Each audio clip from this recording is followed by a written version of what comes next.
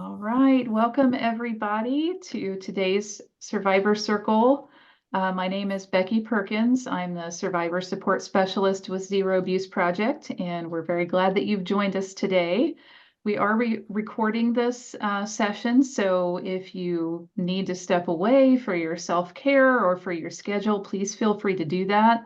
The recording will be available later today on Survivor Space. So I am very pleased to welcome two amazing people here today to present the Survivor Circle. I will tell you a little bit about them shortly, just a couple of notes about how to participate today. So all of our attendees are unable to share their video and audio, and that's just for your safety and your privacy. However, we do encourage you to comment in the chat feature at the bottom of your screen. You can ask a question, you can comment.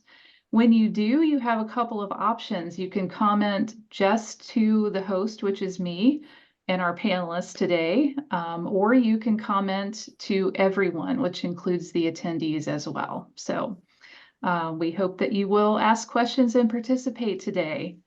So without further ado, I am very pleased to welcome two amazing people today. And okay, sorry. I can't talk and do two things at the same time. So first of all, I would love to introduce you to T or T's. T is a subject matter expert, foster youth and anti-child trafficking activist with over 15 years of professional and lived experience. She is a leading force in advocating for the civil and social rights of all people, with an expertise in highlighting the intersectionality between the child welfare system and domestic human trafficking. In 2021, T was named as a National Center for Missing and Exploited Children hero. In 2014, she was named one of Time Magazine's 100 Most Influential People in the World, a Time Magazine 30 Under 30 in 2013, and a Glamour Magazine Woman of the Year in 2011. Her advocacy has influenced many organizations, including the United Nations, Google, the US Congress, the White House, the American Bar Association, the Aspen Institute, and the University of Iceland. Notably, she successfully petitioned the Associated Press to utilize practices conscious of survivor trauma and circumstance, such as the application of proper language in addressing child victims of sex trafficking. T is a proud magna cum laude graduate from Morgan State University, holding a BS in Strategic Communication. You can see more about her story of triumph on the documentary Hope Stories of Survival, available on demand on Amazon Prime Video. To learn more about her and her work, please visit talkwitht.com. I'm also very pleased to welcome Cheyenne Salgado. Born into family abuse and poverty in New York City, Cheyenne was abandoned and put into foster care at an early age. A group home mom saw Cheyenne's vulnerability and sold her while in the foster care system. Entering into the commercial sex industry at 15 years old, Cheyenne was sold from New York City, Pennsylvania, through New Jersey. Cheyenne knows the pain, trauma, and suffering affiliated with the utilization of force, fraud, and coercion to traffic her as a child and adult. When Cheyenne turned 21, she recalls becoming too old and they just threw her onto the street. Confused about how to function in society, she stayed in sex work for another 10 years, traveling across 44 states. Through professional development of her lived experience expertise, she launched prevention programs in 2019, inspired by the tragic loss of a friend who was murdered at gunpoint in Louisiana, always remembering when her friend asked for help and simply couldn't get the services and resources she needed from any program. Since then, Cheyenne's passion to help women escape from their traffickers has only grown exponentially. From helping trafficked women in bad situations with buyers and abusers, to providing any service that sex workers need that we can't get funding for through mutual aid.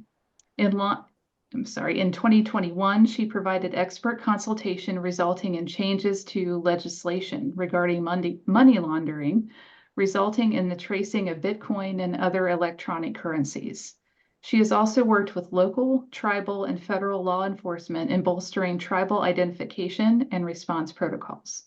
Additionally, she has created pathways to healing for women exploited on tribal lands and continues her work through expert consultation on trafficker identification and response.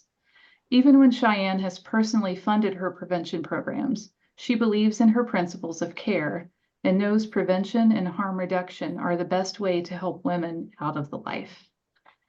So welcome to T and Cheyenne, and I will gladly turn it over to you. Thank you both. Thanks so much, Becky. We appreciate everybody for being here today. Again, this conversation is Let Us Pray, an intersectional analysis of the sexual abuse of children. This is primarily around a new series that came out by HBO Max. So we're really excited to be here. Cheyenne? Funding acknowledgement. Survivor Space was produced by Zero Abuse Project under the grant number awarded by the Office for Victims of Crime, Office of Justice Programs, U.S. Department of Justice. The opinions, findings, and conclusions or recommendations expressed in this website mobile application of those of the contributors and do not necessarily represent the official position or policies of the U.S. Department of Justice. Thank you. So who are we? You got from Becky kind of like the whole professional part, but really I think we have to come from a very human perspective, is that we come to this because we are also equally child sexual abuse survivors. There have been things that led into our life that allowed us to be put in positions that were very compromising, that did not honor us and our worth and who we are, that did not protect us and validate us. And so we are here to just have the conversation about the importance of understanding that there may be many facets of the way in which young people are victimized or come to the intersectionality of becoming, you know, a part of this horrible, horrible atrocity, you know, that happens when pedophiles enter the lives of children. But, you know, I'm just really excited to be here. This is my first presentation like this in about 4 years. So I really am excited to have this conversation. I am nervous. I've never done something like this where I don't have audio or visual. So for me, this is something interesting, but I'm really excited to connect with you all on the basis of hoping that you walk away with an understanding that, you know, we are here, you're here not to, you know, encourage you to do anything one way or another. You are not here to be encouraged to speak about your situation or your circumstance. You are not here to be, you know, shamed in any way. You are here to be seen. You are here to be empathized with. You are here to be known and acknowledged that you are not the only one that's been through compromising situations, that have, you know, and should have been positions in which you should have been protected. So I come to you from a real level. You know, my first documented sexual abuse was when I was 1 month old. So that's just documented. And I just know that no child should go through that. I even am more, you know, just encouraged and like enthused by protecting children now that I've had a child. So for me, this conversation is important. I really hope that more people can join us, more people can see this opportunity to have this conversation and see how we can look at something like our TV shows and our media and see how it relates to our everyday understanding and comprehension. Cheyenne? I just want to thank everyone for listening and tuning in. Like T said, this is just our vision of what we interpret, you know, sexual abuse and how surviving the life is for us. So thank you so much for tuning in and just giving a chance. Me personally, it's important because I realized through different experiences, not just watching documentaries, but also dealing with different situations in prevention care, that even though that trauma is different, the abuse is still the same by textbook. And by everyone just, hearing stories, we can all just come together and embrace ourselves as one. And one day do have the courage to one day you can hopefully share your story that may help someone else. So thank you so much. This is all about education. And we just wanted to thank you for taking a listen into our presentation. We are driven by 5 genetic needs: survival, love, excuse me, and belonging, power, freedom, and fun. William Glasser. So we are all survivors of something. And I think in having this conversation, I think that I've come to this platform with Survivor Space. I've come to this platform with Zero Abuse Project, and understanding that we all collaboratively have very various experiences, that we are thrivers after experiences of systemic oppression, that no one is excluded, right? We're activators after experiences of injustice. We're sexual abuse survivors. We're emotional abuse overcomers.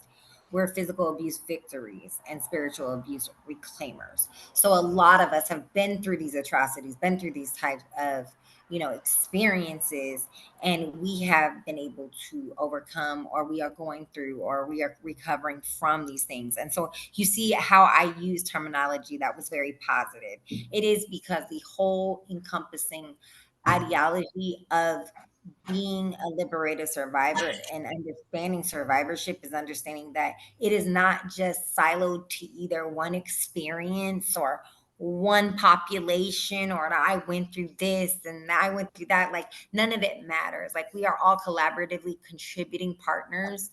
And this space specifically that I love about Survivor Circle is, and Survivor Space itself, is that it really is about us and for us, right? And so we all have to remember we're all survivors of something. So whether you're here in this space wanting to do the work, whether you're just here to learn, because the thing is as I'm a contributor in this space, I'm always here to learn. I'm always here to, be in a space where I can introspectively like learn something about my life, how to deal with others. And so it just reminds me that we're all survivors of something. No one is excluded. We've all been through oppression, injustice, some type of, you know, unfortunate circumstance. And so to remember that as we have these conversations. Right. We just want you to also understand recognition, also, just as even if you had to do stuff for a place to stay, or if you had to do something in a hard survival time, that is also overcoming being a survivor. You are a survivor too. So we just want to make sure every situation is included. No one's excluded. We want to recognize all the signs. So you may see something in this slide and be like, hey, that's happened to me before. So we're all coming, recognizing together. Thank you so much, Cheyenne.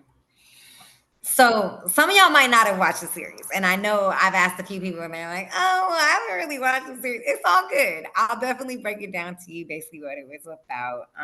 Let Us Pray was the name of the series. It was a ministry of sandals, and it was specifically about a religious subculture, or some would say cult, the IFB, the Independent Fundamental Baptists, and that was created by Jack Hyles.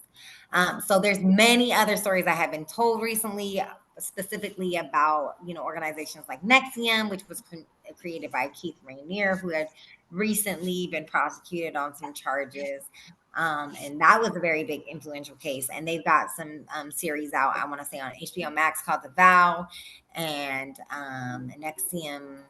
Oh, I can't remember it, but it's on Stars. I know that.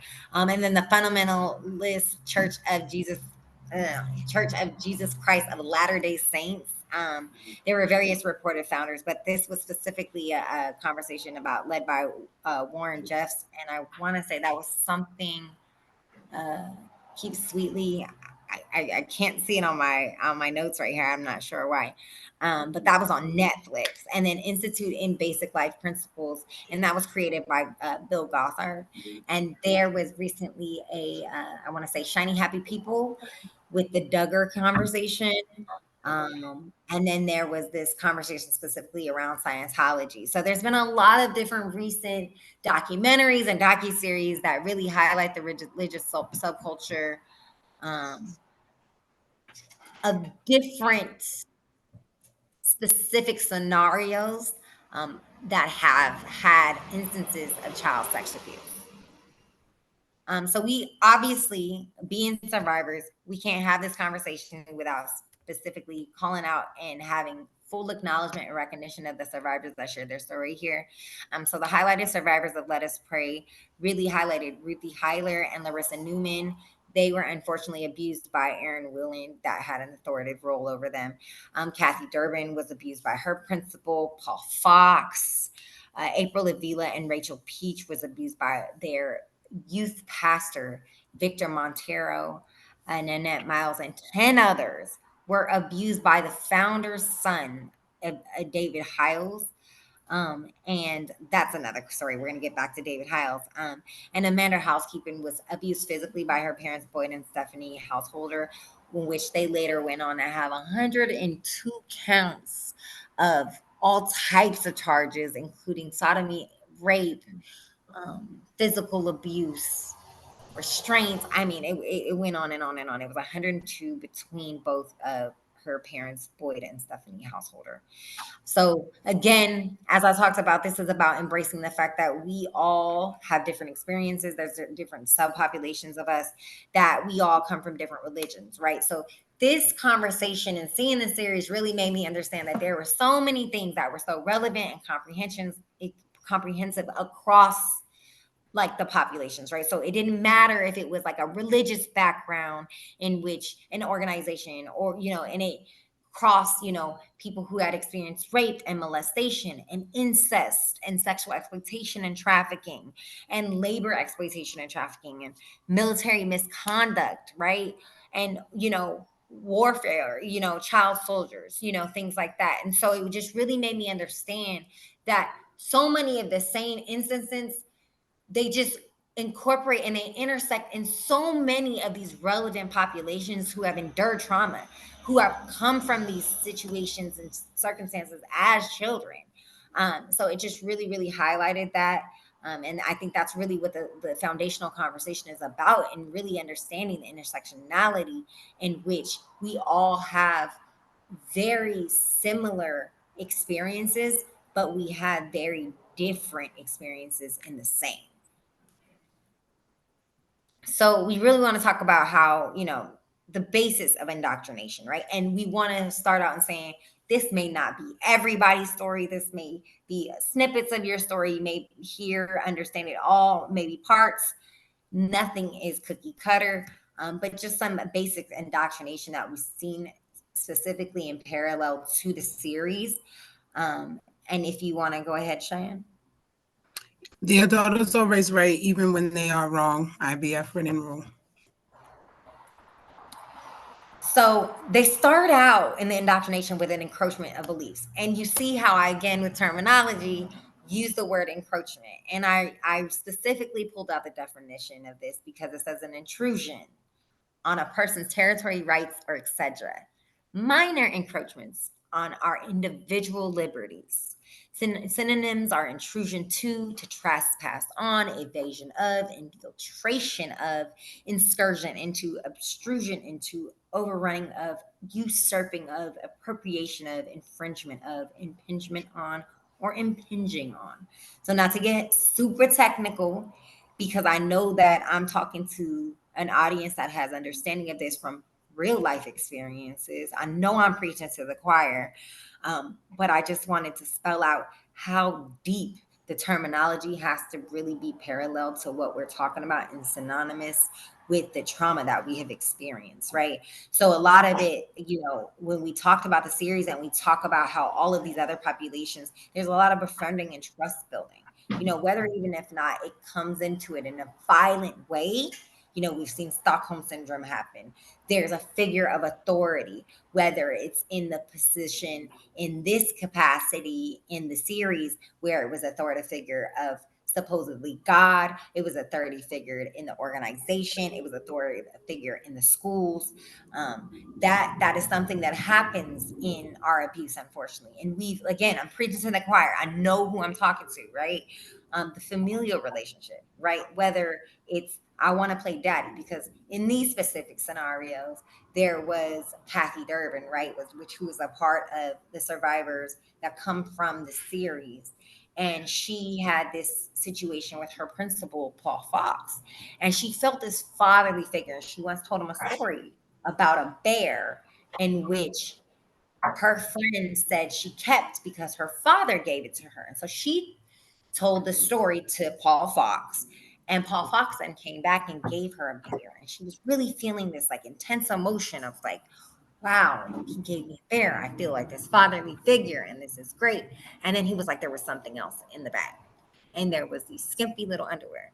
And then shortly after that, he ended up giving her a book called The Act of Marriage, which was a part of this specific religion and organization that spelled out specific sexual things that you're supposed to do and provide for a man prior. So the gift giving was a small intrusion on the individual liberties, or the and this is where it gets tricky, right? Because we were children. We were children. So it's this false concept that we sometimes believe, that there was this like false sense of like we gave permission, but you never did.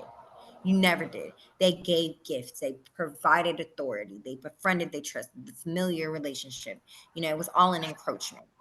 So obviously, in the series, they talked about the repetition, right? And I really want to be specific, right? Some people have been abused, and it's only they've been abused once. It has ruined their lives forever. I am not going to be remiss to the experiences that we all have. And but there was a repetition element that was very prevalent in the conversation here in the series about the 6 of the 7 days that they would go to church. They would be there daily, or the consistency of the abuse happening weekly. The rewards for repetition, whether that be both academic or just in service. The ideology, just the overall ideology of God, right? And how is this synonymous, right? So in this context, we have the religious context and the ideology of God. Then you have those who come from, poverty, or, child soldiers who are placed into this because they think that it's what they're meant to do, or it's the only means of survival, right? Or then you have child trafficking victims who are also one and the same, who are just, kind of coerced into this as, young people who have no understanding, and they don't understand any of it. So, understanding the ideology that plays a part, and really is transparent across like borders for all victims of trauma and child sex abuse. The backlash for asking for help, right? How they talked about not only would there be physical backlash, but there would be emotional backlash, there would be psychological backlash, there would be, the having to stand in front of a wall for months on end. The ability, to not disrespect authority without possible physical or sexual harm.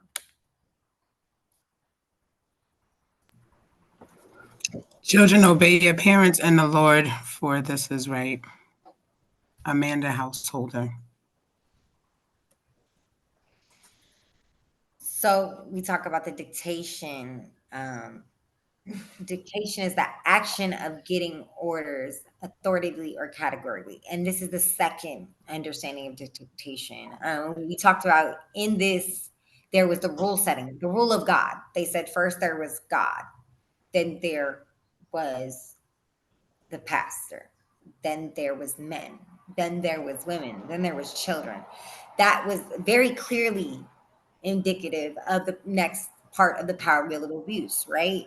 And how there was not only a very gender specified separation, but how there was power and control, the dynamic separations within the economic abuse, within using privilege, verbal abuse, intimidation, coercion, and threats, because there was one group that was predominantly more powerful. And so that literally happens with adults being adults and us being children. So they have control how you think, even if you only were offended once, right? The way in the abuse affects your psychology from that point moving forward as adults, and understanding the way in which you work with others. They control how you have resources, access, what you wear, eat, etc. Again, this is not a cookie cutter template, but this has been an experience for some of these populations in which I spoke about initially. And so just understanding that there's just so much happening here. During the time of abuse. They prepared me that you were going to say stuff like that, Kathy Durbin's mother.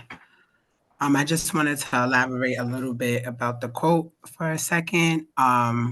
So when we talk about that, I just wanted to say that I'm sorry, I'm just super nervous. This is my first Zoom call too, as well. Like I said, T said I'm used to doing this in person, so it's a little different not doing it in person. But I just wanted to say that that comes from, power and authority of abuse, so just like a situation that happens where they'll be like, if you tell your mom, she's going to think this, or, just holding over abuse and authority. And we're going to talk a little bit about that a little more on the next slide, T. So not only is there that, but there's a loss of autonomy. And as I said, we're talking about this conversation as it spans across various populations of young people who have experienced child sexual abuse, whether it's in the intersectionality of child welfare, of, in the intersectionality of child soldiers, in the intersectionality of trafficking, in the intersectionality of incest or familiar trafficking. There's a ton of different things, but we do know that in this context, I use this specifically pulling from trafficking victims. There's pre-trafficking cursors, right? The loss of autonomy happens way before the abuse, right?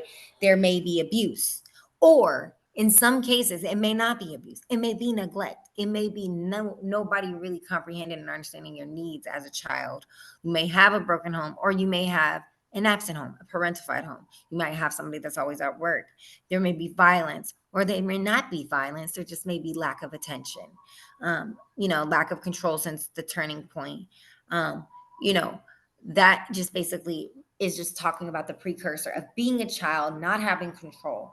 And then, you talk about the present, right? There's little control over your life decisions as a child, not being treated as a human, rules all the time that you have to follow, but ensuring that, and this is where it gets difficult, right? As us as children, we knew no better. We knew no better. I want to remind you that the loss of autonomy means we had no right to ourselves. We had no And, understanding of. Go and ahead, no Shannon. control. I was going to say, and really no control over the situation. As a child, we trust and rely on adults to show us the way, so when you lose that perception and reality of what's right and what's wrong, things just get a little misconcepted. Sorry, T, I just wanted to No, go ahead, just, baby. yeah, And you're good. and when we Yep. say right, it's at the time of the abuse. That in the Right, time of at the the abuse. time of the abuse, right. That's We the just want time to of it. make sure that's clear. Right. And then we have the understanding of their future, right? When you lack agency as a child in all of these capacities, in every facet of this abuse, and sexual abuse, physical abuse, emotional abuse, spiritual abuse, you don't have agency. There's no rights that it feels like you have because somebody has taken that from you. So Right. you lack the understanding and bringing about your future, and then you have here it says traffic, right? So the violence, lack of control over life, exploitation, abuse, but that can be child soldier, that can be, you know, child military misconduct, that could be rape, that could be incest, that can be a Labor. variety of labor, that can be a whole bunch of variety of different populations. So just remembering that in these conversations. So, again, I'm preaching to the choir. Those of us who are on here, it's about survivors for survivors. So just reminding you that there were psychological techniques that were used against us that are very clearly dispelled when you get older and you seek higher education. You understand certain things like foot in the door techniques. And a lot of this was very prevalent in this series, right? They would, follow up a small request with an even bigger request, right? So it would start out where they would get close to their victims, or then they would just put their arms around, or they would get closer, then they would start to grope, and then it was just something that was a smaller request that with an even bigger one that the subject complies on the grounds of the bond created. You know what I mean? The truth is that no matter what was very prevalent across all of this is that people built bonds with us and they were false and they were not real and they were for bad intentions and they used psychology that we did not know, we were not comprehensive or had an intuitive or understanding to understand that this is how it happens. There's also door in the face techniques where somebody will ask you something crazy, right? And then follow up with a smaller, request. And this is how a lot of, different things happen when, young people are found to be, victims of molestation and entry in other ways other than, you know, the main avenues. And then the I wait, that's go ahead, go ahead.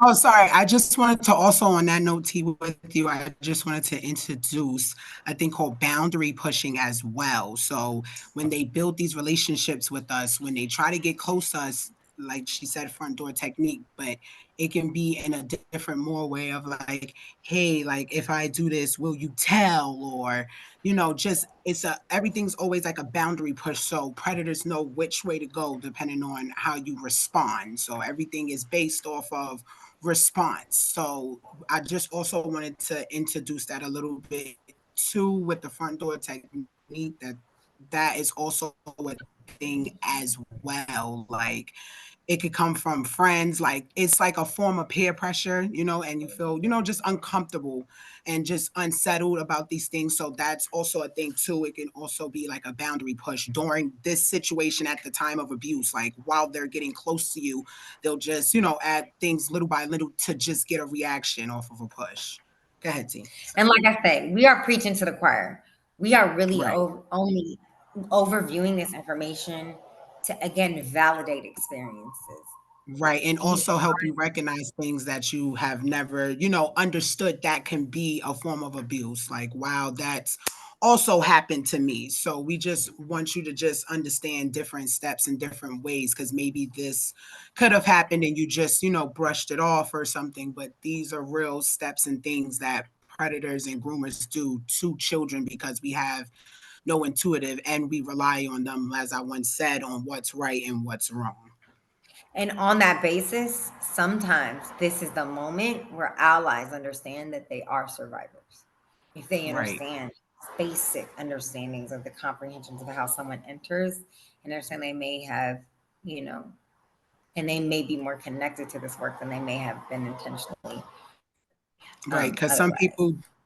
some people do have the perception of, hey, this couldn't have happened to me because I didn't go through whatever thing they perceive it to be. But then when they hear something like this, they can go, oh, wow, when I was 12, something like that did happen to me, but I just didn't feel pressured enough. Like that's recognizing a situation like that was a time where you could have been into grooming and didn't realize. So we're just also helping you realize different ways of how it could have approached your life and you didn't see it to where we end up now. So just waking up certain signs and different ways of all coming in because the abuse is still the same, but it's different steps, like T said, in different entries. And we just want to make sure that, you understand that any form is a form. Yeah. And just also just again, we're here to validate your experiences. We're here to let you understand that, we understand these experiences, that these may not be cookie cutter experiences, they may not be your experiences, but these are just ways in which young people are um, subjected. So, Absolutely. reclamation. This is my favorite conversation. Reclamation, because we want to talk about our strengths and everything that we got good and everything we got going on. The hardest thing is knowing that there's so many of us with the healer. As we once talked about in the previous conversation before, sorry, T, as we once previously talked before in the conversation that we're all just recognizing different signs and all coming together as survivors because we think because it's a certain way that we see it on TV or how it's perceived that I couldn't have been a survivor or I couldn't have been this because I didn't go through that. But no, it's not. It's so many of us. And once we all get the real education that we need and hear real stories from survivors, we realize that we are really survivors within ourselves and understand the steps to getting us to where we are now in education and understanding. Literally. So I think that, I want to highlight again that all of our quotes are coming directly from the victims from the series. And again, it says the hardest thing is knowing that there are so many of us. I cannot, from a young girl, Black and brown girl from Oakland, California, can I not tell you how I do not relate at all to the context and understanding of like this religious context, but so much how it was so parallel to what happened to me. So much of how me and the young people felt the same way, it's just it blows my mind because you can have and we can be so many different things, but we can have so many parallel experiences and they can be so like the same. So what we are not, again, I'm talking about people may or may not have watched the series. If you didn't watch the series, it's okay. Right here it says trampled roads. I don't want you to get scared. It says what we are not. So there was a very clear synonym that was portrayed by the pastors in the series. And it was specifically a rose that they passed around, and then the pastor just trampled on it and like stomped on it and was like, "You're impure. If anybody touches you, blah blah blah blah." Yet, they were subjected to this. I also have this thing that says bubblegum, and that's a kind of a memory cue for me. And I can share this because it was something that was said out loud publicly at a forum in Baltimore in which I attended along with Elizabeth Smart. If you don't know the story about Elizabeth Smart, I very much encourage you all to go look up that story. That was a very huge story in the 2000s, and it was very, very deep about how much in context the abuse was with that child. But I was able to meet her, and she was a survivor. Unlike anybody I've ever met, I get to meet amazing people, and hopefully get to meet all of you. But she used a synonym that was told to her by her abuser, and he said, "Oh, you're just a used piece of bubblegum now. Like we're gonna walk all over you. People walk all over you. They don't pick up a used piece of bubblegum." And I'm gonna remind y'all all that you are not that. You are not a trampled rose. You are not bubblegum. You are not shamed. You are not dirty. You are not without hope. Um, you are not any of the bad things that the abusers and the enablers said. Because the other thing that was highlighted here in this series was the fact that there were very prevalent enablers and very clearly people who were knowledgeable about the abuse and did nothing. So it's not just that they did nothing, but they continued to shame and blame those who had been victimized. So it's not just about the bad things that maybe the abuser said, the enabler said, maybe people said thereafter, after you expose your abuse, maybe you've never exposed your abuse. I really, really want to be mindful again that we are coming to these conversations with no context of who comes on here. And we are grateful for you sharing your time. But we are sharing this with our eye in the dark, shot in the dark, just hoping that we reach someone. So you're not any of the negative thoughts that you processed in result of your trauma whatsoever. You are not that. You will never be that. You all are liberators of hope. You all are parents and teachers and children and, professionals and contributors to society. So we are not any of these things. And before I continue, there is a quote by F. Scott Fitzgerald that says, "The test of first-rate intelligence is the ability to hold two opposed ideas in the mind at the same time and still have the ability to function One should, for example, see things as hopeless and yet be determined to make them otherwise. So, as us being people who are recovering from such an atrocity, we definitely see things as hopeless. We definitely have had moments, but we are not without hope, not in the least. There is so much inside of us that we have to contribute to give, whether or not you share your story. And there's never pressure for that. Again, I'm also here to learn. I am here to also join Survivors, so circles, so I can learn from others, and hoping that I get a chance to learn from you all as well. So let's just be really clear. The reality of how we were failed is that we had to feel the need, and many people in this series talked about the need to protect, not only protect and parentify the adults, whether they were the potential victims, such as, their siblings, or whether they were potential victims as far as like harming their parents or things like that, or protecting the abusers. And we are failed in having to feel the need as that as a child. That is not our burden. That was never our burden. That is not for us to carry. In any capacity in which you were abused, that was never your burden. We were failed because of victim shaming and blaming. It is never okay. We are here to tell you, as people who have experienced this, people who do this work, people who, are contributors in society, this was not your fault. And it's something that sounds cliche, but it's different, and it hits different when I hear it from somebody that's had a similar experience for me. And one thing that was very, very, very, very, very, very, very clear in this series with that was there was clearly adults, aka enablers, who should have provided protection. And that should have been a quote: adults that should have provided us protection.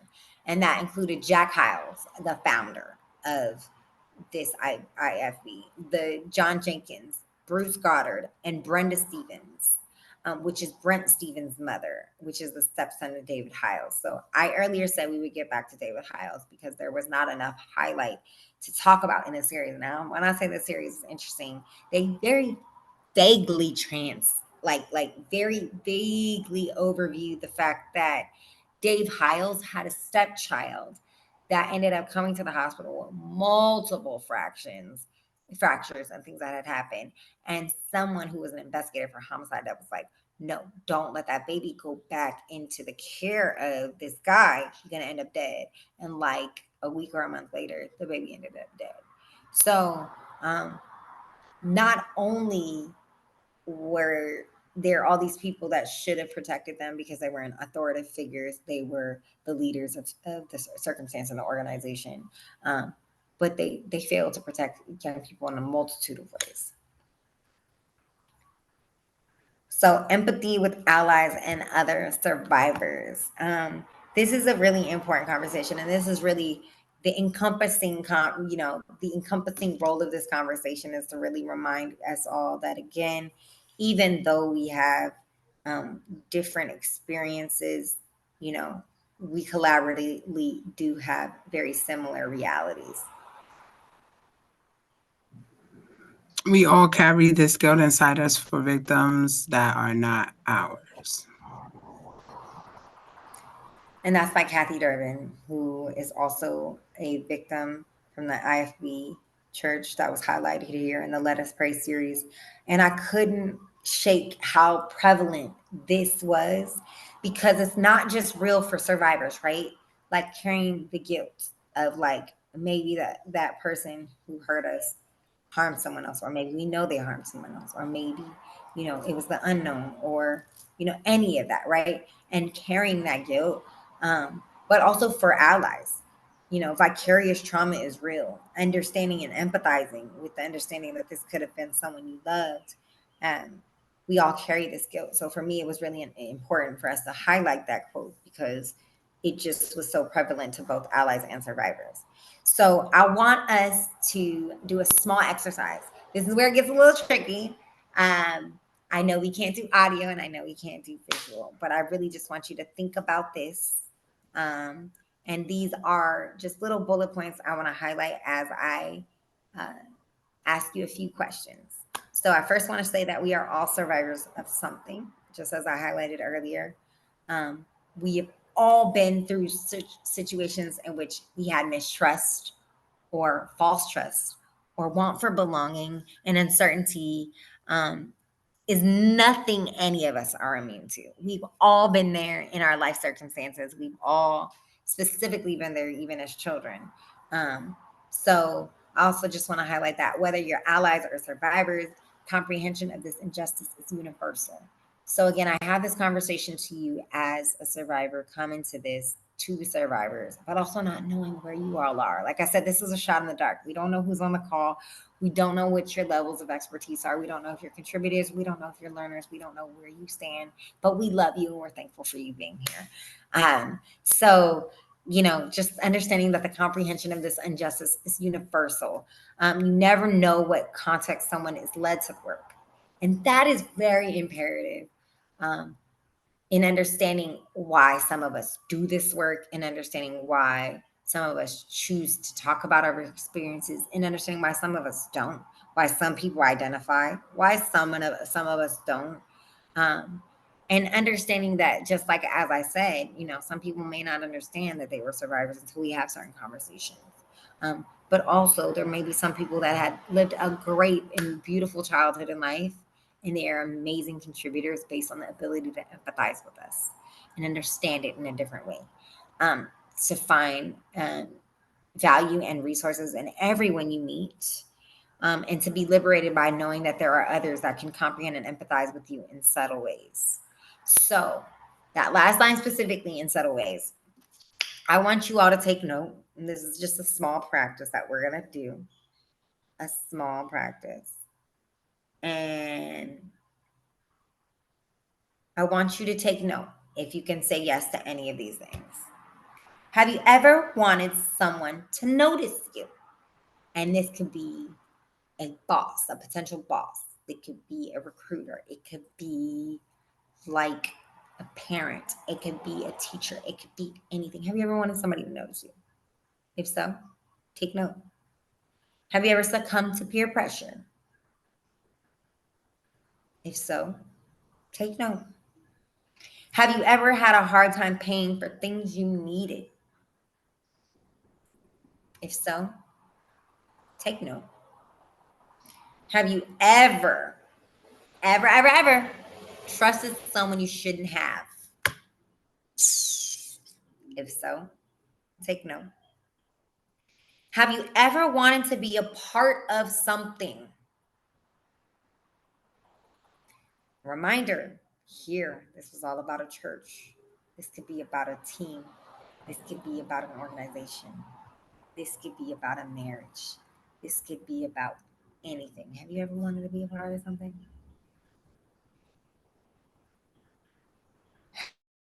Ever needed help, but you didn't know where to go? If so, take note. So I asked these questions, and I asked you to think about all these things to remember that whether we're allies, whether we identify as survivors, whether we're survivors, who are understanding the work as professionals, whether we're survivors who just want to learn and be, whether we're, allies who are understanding that we're survivors, whatever your stance, understand and be liberated in knowing that there are others that can contact in these very subtle ways of understanding. So even though many times we all have differences in ideologies, they're based on varied experiences, right? So varied abuse experiences, right? That could be the number of times you were exposed, the consistency of it, the circumstances surrounding the abuse, the position of the abuse, the organizational abuse, whatever that may be. We have various experiences between sexuality, or what we represent, how we identify in that, who we like, who we love, how we decide to be sexual with one another. Socioeconomic backgrounds. We come from the richest of the richest to the poor of the poor. I have never met anybody in any socioeconomic class who was immune from child sex abuse. And that is telling. That is telling, because it is too prevalent in society in which we have all come from a variety of experiences. And that still stands for who we are, representative of adults today. Our identification, whether that's if we identify ourselves, whether we not, whether we identify as a certain gender, a certain specific person, a role, how that is, our familiar statuses. And that could be who we are in a family. That could be our relations to family, our housing stability. I'm gonna tell you right now, please don't think we're all statistics. I've met a number of child sexual abuse survivors who are millionaires. I've met child sexual abuse survivors who have been on the streets. We all, um, housing stability is a real thing, and we all have varied experiences. So to be kind in that, to remember that sometimes you could be looking at someone and not to look down, because we all have varied experiences. We all come from different professions. Some of you might be vets, some of you might be in the military, some of you might be a public speaker like me, some of you might be doing hair, some of you might be rocket engineers. You know, that there's different religions, and like I said, and that's why I highlighted that there's different subcultures, subpopulations, specifically with the religions standpoint. Politics. I can't stress this enough. Some of my closest friends who are survivors of child sex abuse have completely varied politics than me, but we really, really can recognize that we have something similar in our experiences, even if they're different, even if we stand in different places as adults.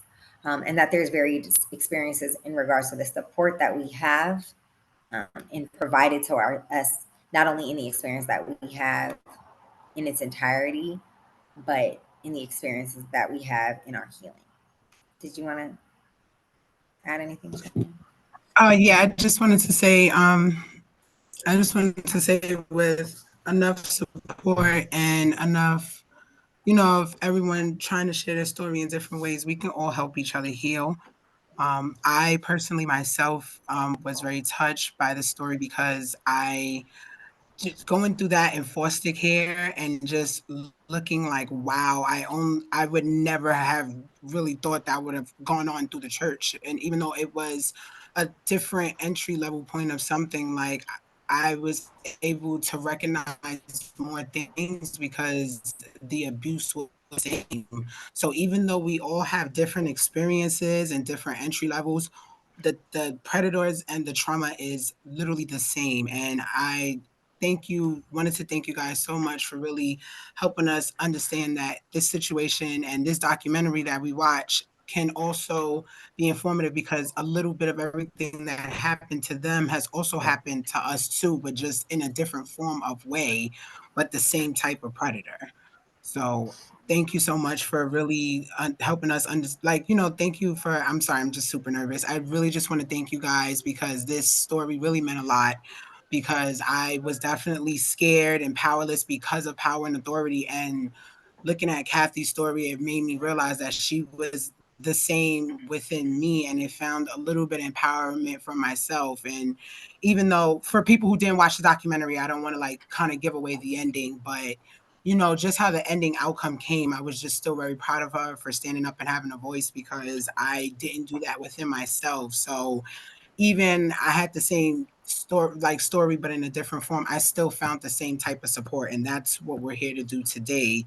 It's just even though it's like what you may think by far the craziest story, like we just wanted to understand that everything's the same and recognize things within yourself so you can get support and education from this video as well.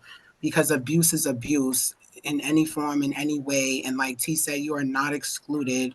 And even if you've done things for a place to stay or survival, or someone pressured you, or you see it on TV and think it's cool, these are all type of forms of abuse. All type of forms of abuse.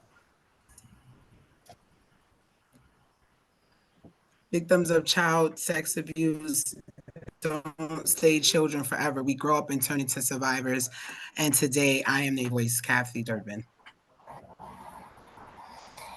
So I just wanted to say thank you so much, you guys who were here today. Again, I just want to say that this is not a cookie cutter template. Nothing is specific to any particular person, but it's just an understanding and comprehension of how specifically, we have varied experiences. We come from various backgrounds, different, concepts and different intersectionalities, but there are very many ways in which we can be mutually effective, not only in standing for the work, if that's what we choose to do, but in being here in liberation as healing survivors, and just seeking that hope. And we're appreciative of that. Please stay tuned for monthly survivor circles. We've got more coming up from our, fellow colleagues and subject matter experts. I just really want to say thank you all. We really wish we would have had a bigger outcome, but I know how that is. Thank you all for your time, and feel free if you want to interact with us in the chat box. Anything you want to do, if you want to ask some questions, we're here, but no pressure.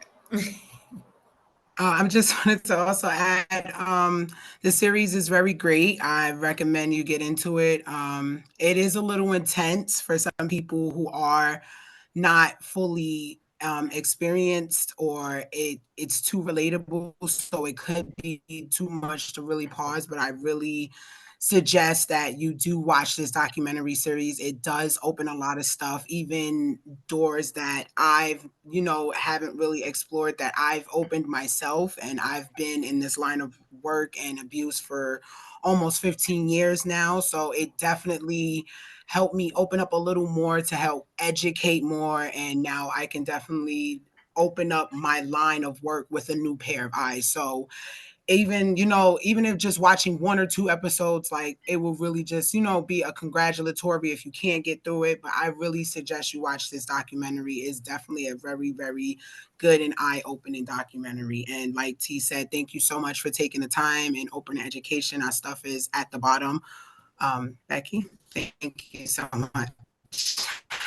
Yes, thank you both, T and Cheyenne. What a wonderful hour of just great, connection, information. And, I feel like your presentation and this series are so important, because they not only do they shine a light on, abuse that happens in these kinds of institutions and situations, but they also, like you alluded to several times, it makes us not feel so alone. There are so many survivors out there who feel alone, and they're not. We are all part of a community together who can support each other. So thank you so much for bringing this all together. Such a great presentation. So thank you I all so really much. love Oh, T, I think you just muted yourself. Oh, There you go. I really love that you said that, because on the series they did talk about the blind eye movement, and we're just grateful that for Survivor Circles, for that being our blind eye movement, for that allowing us to be seen and allowing us to share space with one another, a safe space with one another. Thank you. Absolutely. Thank you all so much.